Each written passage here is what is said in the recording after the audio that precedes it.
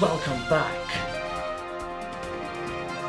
Hello, on today's episode we're going to be talking about me as a filmmaker and the inspirations that I've been given throughout the years to make the films that I've made or am going to make. So let's get started.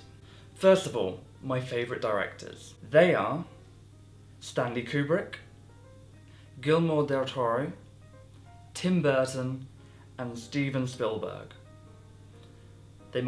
Some might seem a bit generic, but there's reasons like socially and how they made their films. If you know about these directors, or if you've done research into these directors, you'd understand like how powerful they are within making the films and the industry itself. So that's why I'm inspired by powerful figures I'm inspired by. My favourite genres are fantasy, horror and science fiction.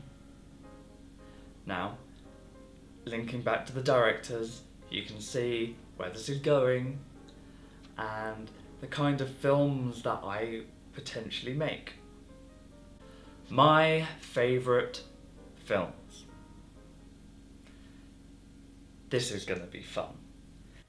These have been developed over many years and have inspired me not just as a filmmaker, but as a person, like socially to a very personal level.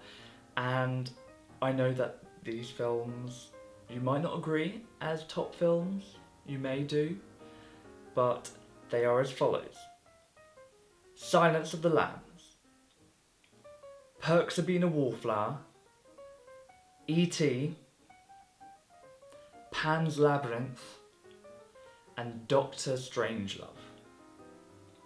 It's a very mixed bag of films, but they are each to their own very individual and moving. That's about it for this episode.